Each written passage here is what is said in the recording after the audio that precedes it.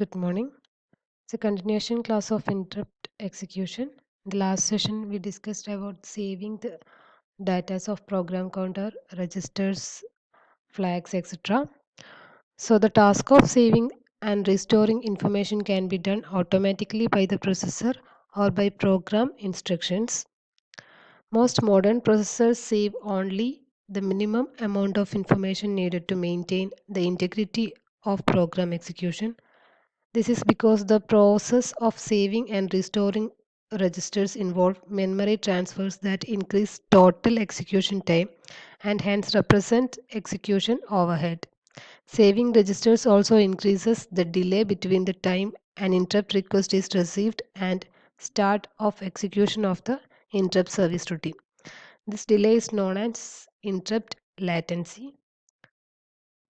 അപ്പോൾ നമ്മൾ ലാസ്റ്റ് ക്ലാസ്സിൽ പറഞ്ഞിട്ടുണ്ടായിരുന്നു പ്രോഗ്രാം ഇൻട്രപ്റ്റ് വന്നു കഴിഞ്ഞാൽ നമ്മൾ ഇൻട്രപ്റ്റ് സർവീസ് റുട്ടീൻ എക്സിക്യൂട്ട് ചെയ്യുന്നതിന് മുന്നേ എന്ത് ചെയ്യണം? പ്രോഗ്രാം കൗണ്ടർ അഡ്രസ്സ് സേവ് ചെയ്ത് വെച്ചിരിക്കണം. അതുപോലെ തന്നെ രജിസ്റ്റേഴ്സിലെയും അതുപോലെ തന്നെ ഫ്ലാഗിലെയും ഒക്കെ ഡാറ്റാസ് സേവ് ചെയ്യണമെന്ന് പറഞ്ഞിട്ടുണ്ട്. അപ്പോൾ ഇങ്ങനെ സേവ് ചെയ്യുന്ന പ്രോസസ്സ് നമുക്ക് ഓട്ടോമാറ്റിക്കലി ചെയ്യാൻ വേണ്ടി പറ്റും. അതായത് ഒരു ഇൻട്രപ്റ്റ് വന്നു കഴിഞ്ഞാൽ ഇന്ന സാധനങ്ങളൊക്കെ സേവ് ചെയ്യണം നമുക്ക് ഓട്ടോമാറ്റിക്കലി സെറ്റ് ചെയ്ത് വെക്കാൻ വേണ്ടി പറ്റും. അപ്പോൾ ഇതൊരു മെമ്മറി ഇൻഫർമേഷൻസ് ആണല്ലോ, മെമ്മറിയിലേക്ക് ഡാറ്റ സേവ് ചെയ്യുന്നത് അതുപോലെ തന്നെ ഫെച്ച് ചെയ്യുന്നതൊക്കെ പറഞ്ഞാൽ മെമ്മറി റീഡ് റൈറ്റ് ഓപ്പറേഷൻസ് ആണ് ഇവിടെ നടക്കുന്നത്.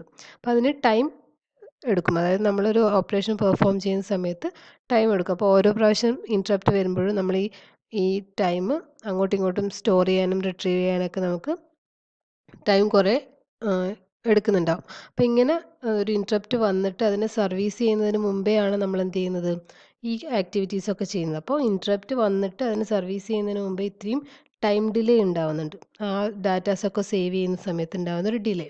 അപ്പോൾ ആ ഒരു ഡിലേനെയാണ് നമ്മൾ എന്ത് പറയുന്നത്, ഇൻട്രപ്റ്റ് ലാറ്റൻസി എന്ന് പറയുന്നത്. ഓക്കെ.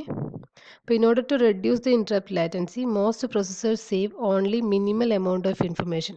അതായത് നമ്മൾ പറഞ്ഞിട്ടുണ്ടായിരുന്നു സ്റ്റാറ്റസ് സേവ് ചെയ്യണം, അതുപോലെ തന്നെ ഫ്ലാഗ്സ് സേവ് ചെയ്യണം, രജിസ്റ്റേഴ്സ് സേവ് ചെയ്യണം, പ്രോഗ്രാം കൗണ്ടർ സേവ് ചെയ്യണം. ചിലപ്പോൾ ഇതൊന്നും എല്ലാം സേവ് ചെയ്യേണ്ട ആവശ്യമൊന്നും ഉണ്ടാവില്ല. പ്രോഗ്രാം കൗണ്ടർ മാത്രം സേവ് ചെയ്താൽ തന്നെ നമ്മൾ എക്സിക്യൂഷൻ കറക്റ്റായിട്ട് നടക്കും. ഈ രജിസ്റ്ററിലെ ഡാറ്റയും എല്ലാം ചെയ്യേണ്ട ആവശ്യമൊന്നും ഉണ്ടാവില്ല. ബട്ട് നമുക്ക് എങ്ങാനും ആവശ്യം വന്നാലോ എന്ന് വെച്ചിട്ടാണ് നമ്മളിതൊക്കെ സേവ് ചെയ്ത് വെക്കുന്നത്. അപ്പോൾ നമ്മൾ എപ്പോഴും മിനിമം എമൗണ്ട് ഓഫ് ഡാറ്റാസ് മാത്രമാണ് സേവ് ചെയ്യുന്നതെങ്കിൽ വലിയൊരു ലാറ്റൻസി ഉണ്ടാവുന്ന നമുക്ക് അവോയ്ഡ് ചെയ്യാൻ വേണ്ടിയിട്ട് പറ്റും. അപ്പോൾ ഈ മിനിമൽ എമൗണ്ട് ഓഫ് ഇൻഫർമേഷൻ്റെ അകത്ത് വരുന്നതാണ് പ്രോഗ്രാം കൗണ്ടറിൻ്റെ ത്തുള്ള അഡ്രസ്സ്, അതുപോലെ തന്നെ പ്രോഗ്രാമിൻ്റെ സ്റ്റാറ്റസ് രജിസ്റ്റേഴ്സ്. കറൻ്റ്ലി ഇപ്പോൾ നമ്മൾ ഫ്ലാഗ് സെറ്റ് ചെയ്തിട്ടുണ്ടെങ്കിൽ അങ്ങനെയുള്ള എന്തെങ്കിലും സെറ്റ് ചെയ്തിട്ടുണ്ടെങ്കിൽ ആ സ്റ്റാറ്റസ് രജിസ്റ്റേഴ്സും കൂടി സേവ് ചെയ്ത് കഴിഞ്ഞാൽ നമുക്ക് എന്താകാം, minimum amount of datas save ചെയ്യുന്നത് ഓക്കെ ആക്കാൻ വേണ്ടി പറ്റും.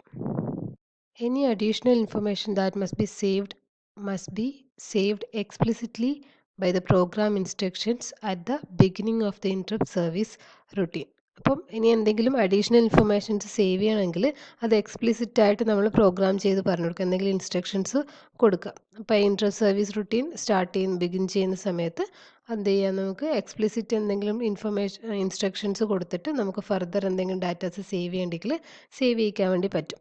അപ്പോൾ സർവീസ് റൂട്ടീൻ എക്സിക്യൂട്ട് ചെയ്യുകയും ചെയ്യാം, അതുപോലെ തന്നെ നമുക്ക് എന്ത് ചെയ്യാം, ഫർദറായിട്ട് സേവ് ചെയ്യേണ്ട ഡാറ്റാസ് സേവ് ചെയ്യുകയും ചെയ്യാം. അപ്പോൾ ലേറ്റൻസി എന്ന് പറയുന്ന കൺസെപ്റ്റ് അവിടെ വരുന്നില്ല, കാരണം നമ്മൾ സർവീസ് റൂട്ടീൻ സ്റ്റാർട്ട് ചെയ്ത് കഴിഞ്ഞല്ലോ. അപ്പോൾ പിന്നെ ലേറ്റൻസി ഉണ്ടാകുന്നില്ലല്ലോ.